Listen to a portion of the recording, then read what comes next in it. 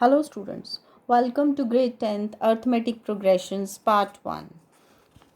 What are arithmetic progressions? An arithmetic progression is a list of numbers in which each term is obtained by adding a fixed number to the preceding term except the first term. Or you can also define it as a sequence A1, A2, A3, AN is called a arithmetic progression if there exists a constant number d such that a2 is equal to a1 plus d. That means the other consecutive terms are obtained by just adding a common number to the preceding term. a2 is equal to a1 plus d, a3 is equal to a2 plus d, a4 is equal to a3 plus d, and so on, and an is equal to an minus 1 plus d. The constant d is called the common difference of the AP. Thus, we can also write that an AP is a, a plus d, a plus 2d, a plus 3d, and so on, where a is called the first term. An AP may be a finite or infinite. Finite means it has countable number of terms. Infinite means it has infinite terms. Examples of infinite APs are set of natural numbers 1, 2, 3, and so on. Here the common difference is 1. Set of integers. This also you can see it can be extended towards both the directions. It is unending. And the common difference between the two preceding consecutive terms is 1. Set of even numbers 2, 4, 6, 8, 10, and so on. Here again the common difference is 2 and it is unending term, right? So it has infinite members. Set of multiples of 5. Again 5, 10, 15, 20, and so on. We notice the common difference between the consecutive terms is 5, and this AP is also unending. Now examples of finite APs. Set of first 10 whole numbers 0, 1, 2, 3, 4, 5, 6, 7, 8, and 9. Set of first 5 multiples of 10 10, 20, 30, 40, 50, all these you can count, so hence they are finite. Important formulae to be used while solving the problems based on arithmetic progressions. First one, an is equal to a plus n minus 1d, where a is the first term of the AP, n is the number of terms in the AP, and d is the common difference between the two consecutive terms. This formula is used for finding the nth term basically. Now it can be used to find any of the missing terms out of an, a, n, or d if three of them are given. Further, if two conditions will be given in a word problem, you can frame linear equations in two variables and then you can solve by any of the methods. Second formula, Sn is equal to n by 2 into 2a plus n minus 1d. Sn means sum of n terms. It is used to find the sum of n terms of an AP. One more formula for the sum of n terms is Sn is equal to n by 2 into a plus l. Sum of n terms of an AP can be calculated when we know the number of terms in the AP, its first term and the last term. Here in this formula, L denotes the last term and A denotes the first term, and N is the number of terms in an AP. Applications of these formulae. Let's solve few questions and see how these formulae are useful to us. First type of question that can be asked is, write the first 4 terms of the AP when A is equal to 4 and D is equal to 3. You know the first 4 terms of the AP can be written as A plus D, A plus 2D, and A plus 3D. Here A is 4, so it will be 4. 4 plus 3. Next will be 4 plus 2 into 3. And the fourth term will be 4 plus 3 into 3. That is 4, 7, 10. And lastly 13. If a is equal to 2 and d is equal to minus 3, then the four terms are going to be a plus d, a plus 2d, a plus 3d. Just keep on putting the values. 2 plus minus 3, 2 plus 2 into minus 3, 2 plus 3 into minus 3, 2, 2 minus 3, 2 minus 6, 2 minus 9, right?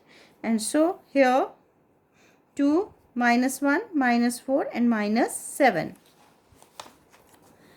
Question number 3. Find the 11th term of an AP. AP is given like this: root 2, 3 root 2, 5 root 2, 7 root 2 and so on. Here a is equal to root 2 and d is equal to 3 root 2 minus root 2, which is equal to 2 root 2, and n is equal to 11 because you want to find 11th term. So a11 will be a plus 10d. That is a11 will be equal to root 2 plus 10 into 2 root 2. That is root 2 plus 20 root 2, which is nothing but 21 root 2.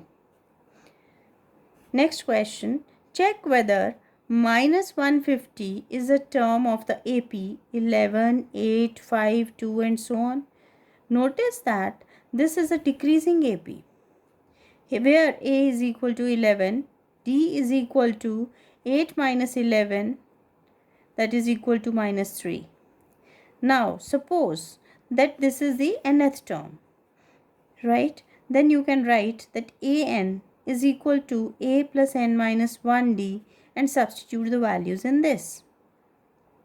An is minus 150, a is 11 and d is minus 3. So minus 150 is equal to 11 plus n minus 1 into minus 3. That is minus 150 minus 11 is equal to minus 3n plus 3, which implies minus 161 minus 3 is equal to minus 3n. This implies minus 164 upon minus 3, which gives me n is equal to 54.6.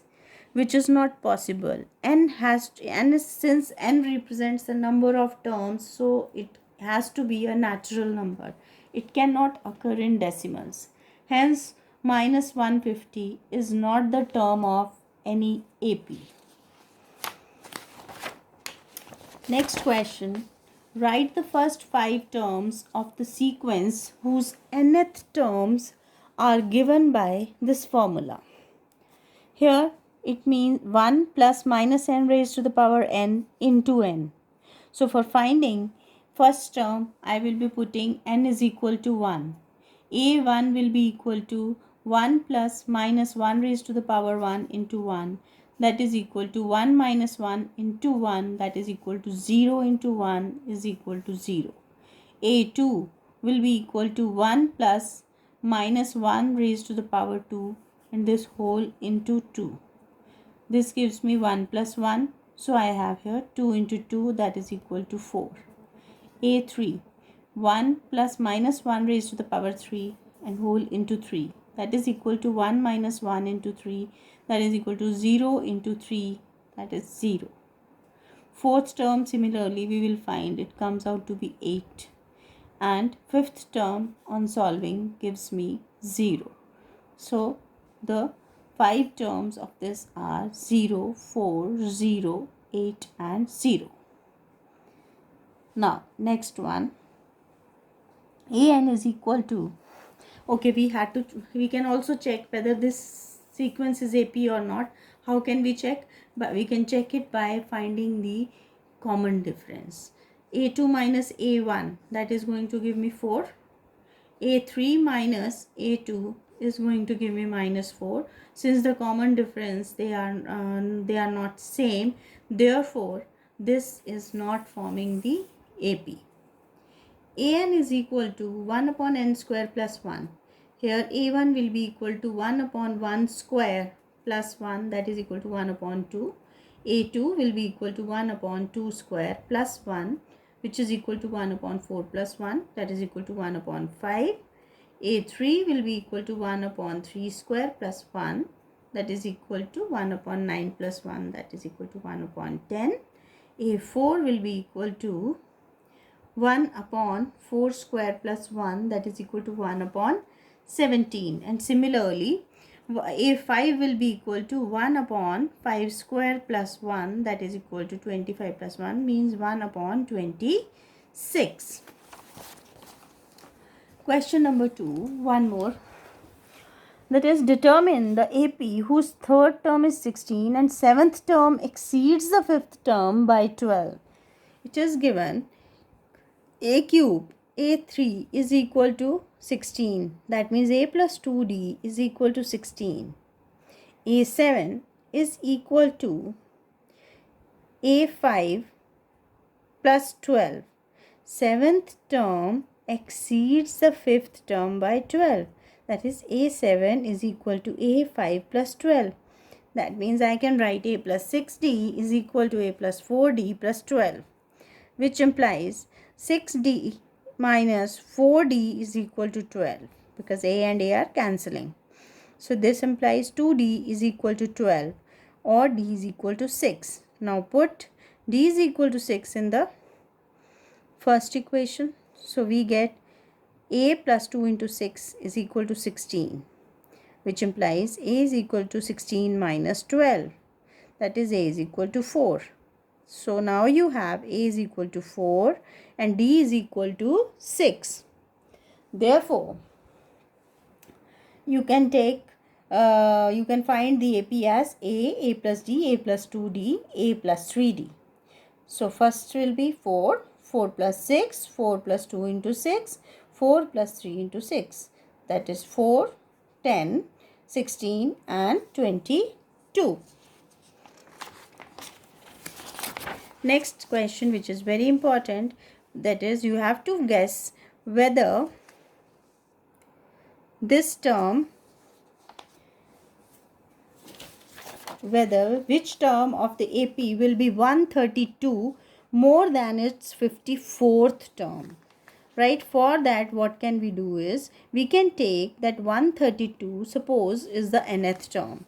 Then AN will be equal to 132, which means A will be A plus n minus 1, D is equal to 132, which implies 3 plus n minus 1 into 12 is equal to 132. This question I would like that you do yourself. Here what you have to do is, you just solve and get the value of n. If n comes out to be a natural number, then 132 will be the term of this AP, and if it doesn't come, then this will not be. Next question, how many multiples of 4 lie between 10 and 250? This is a good question.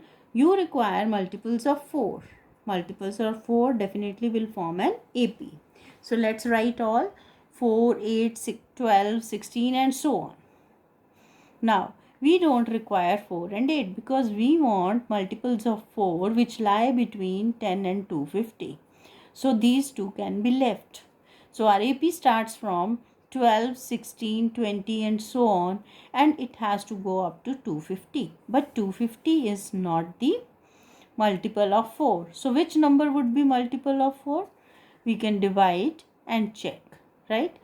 You can divide 250 by 4 and you get 2 remainder. So that can be subtracted from 250. So that means the last multiple of 4 which is less than 250 is 248. So now AN is equal to 248, A is equal to 12, D is equal to 16 minus 12, that is equal to 4. Hence, AN is equal to A plus n minus 1D gives me 248 is equal to 12 plus n minus 1 into 4, which implies 248 minus 12 is equal to 4n minus 4, implies 236 plus 4 is equal to 4n. This implies 240 upon 4 is equal to n. That means n is equal to 60. Hence, total there are 60 numbers or 60 multiples of 4 which lie between 10 and 250. Thank you.